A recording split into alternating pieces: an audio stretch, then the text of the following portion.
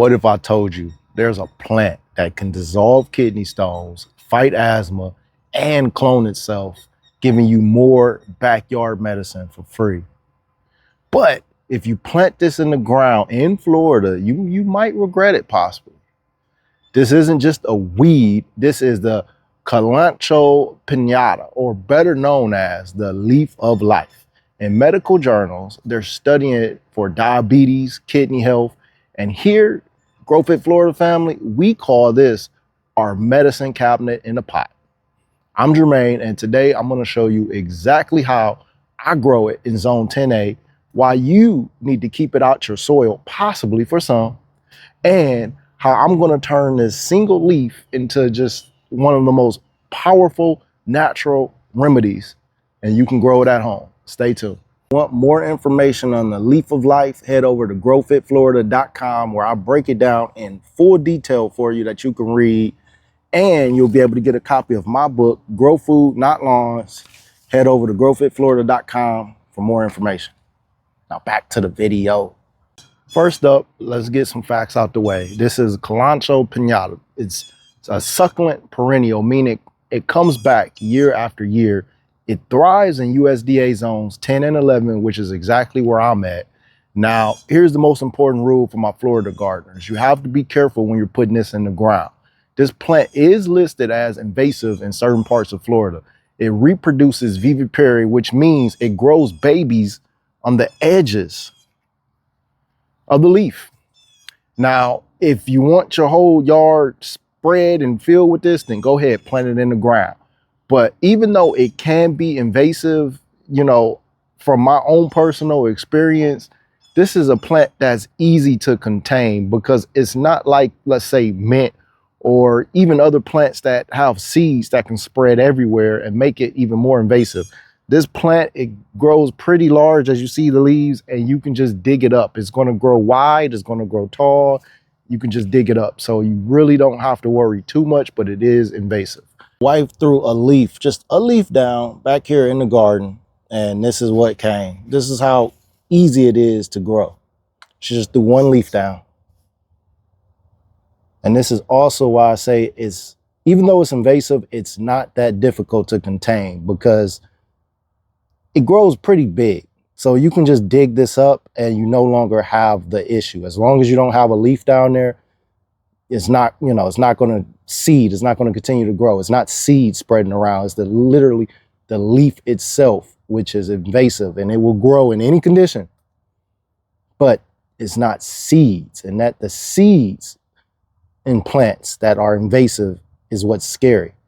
The leaf is pretty easy to contain, but it is very, very, very easy to spread throughout your yard.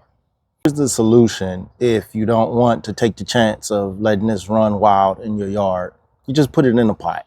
We have ours in a pot. We have some in the ground too, but we have a lot of ours in a pot like this. It loves sandy, well-draining soil. I use a simple potting mix. Some potting mix, a little bit of sand, and it loves this Florida sun, but it can handle partial shade just fine. We have some in shade and it's doing just fine. It's drought tolerant. I water mine maybe once a week, if that. This is a tough plant. You don't really have to do too much and it's still gonna grow. Man, why should we grow this? Because the benefits they're just undeniable. It's been used in traditional medicine for centuries, and now modern science is catching up. They're jumping on board. Now, again, I'm not a doctor, so please consult with your doctor and do your own research before taking this. But here are some things that this plant can do. Now, a lot of people call this the kidney stone crusher in many cultures for a reason. This is like a natural remedy for dissolving kidney stones. The compounds in the leaves itself are believed to help break down calcium oxalate stones. If you want to improve your kidney health, this is an excellent plant to put in your backyard. Respiratory relief. Now, my family uses this for coughs and bronchial issues. Wound healing. You can take a leaf, heat the leaf, and if you put the leaf directly on the wound, it's going to help reduce inflammation and it's going to speed up that recovery time. When you have kids at home, they're always tripping and falling, scraping their knees. This is an excellent plant for you to put in your backyard. Studies has even looked into its anti-diabetic properties and how it helps reduce his blood sugar. This is all from the same plant. You get all this from the same plant. Now, if you want to know how to take it, what we do is we make tea with it. We take about 3 to 5 fresh leaves, wash them good, bring about 2 cups of water to a boil, let it simmer in 5-10 minutes, strain it. It has a mild, slightly sour taste, not too bad.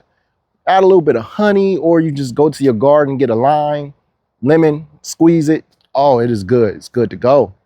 So you can also chew this leaf raw for a sore throat. So if you feel like a cold coming on, just pick up a leaf, chew it raw. It's a bit tart, but you know, that's the taste of health, right? You could also blend this in your smoothies if you like to. A lot of people do that. We've done that. This plant is highly toxic for cats and dogs and other animals. So if you have any animals in your backyard, make sure you keep them away from it. It's not good that they chew on this. Another thing, this is not meant to be your nightly green. You don't eat this like a salad. Taking it a couple times a week is sufficient. Like, you're going to get full health benefits from it. Teeing it a couple times a week is great. And if you feel a cold coming on, taking a leaf or two and just eating it is fine. But this is not meant to be a daily harvest where you're taking all these greens every single day and you're eating it. That wouldn't be advised. Variety is a spice of life. So I personally suggest using this in conjunction with your other plants that you're growing. We've talked about so many. I have a playlist, Grow Your Own Medicine Cabinet, where I've given you so many different herbs you can grow. Combining this with all your other herbs is the way where you're going to really up your health factor times 10, possibly even more. And that's how I would take it. Not a daily plant, but one where, you know, when you feel a cold coming on, take it. When you just want to get some tea, get some health, some quick health, take it. That's how you do it. So to grow the Leaf of Life plant is so simple. It's probably the easiest plant that you've ever grown or propagated. So just take a leaf off the plant, just like this, and let me show you guys. Get some good soil. I'm gonna use this section of the raised bed. Now you gotta pay attention here. This is very important. Take that leaf.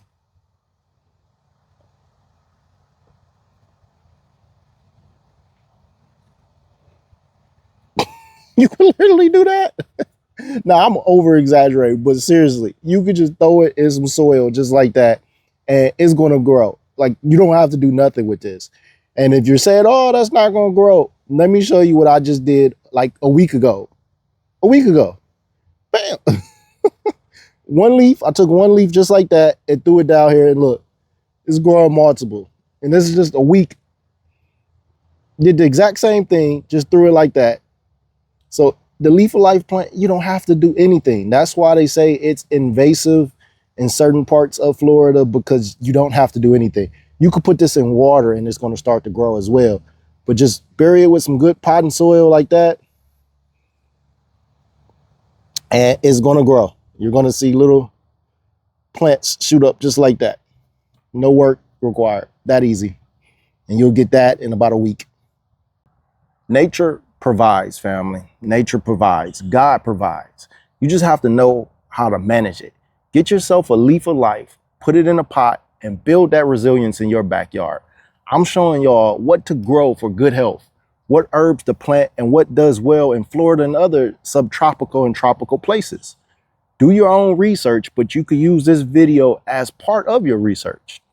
And I would love to know in the description if you have taken this plant, if you've grown it, or you're about to go get it and grow it now. You can join me over on Patreon. I'm actually going to show how we tea it. I'm going to show me teeing it and how we do it. And I just want to say I appreciate you guys watching.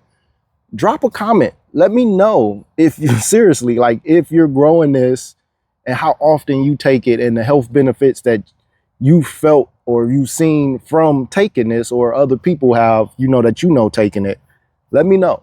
I hope this video helped you guys, and until the next video, God bless.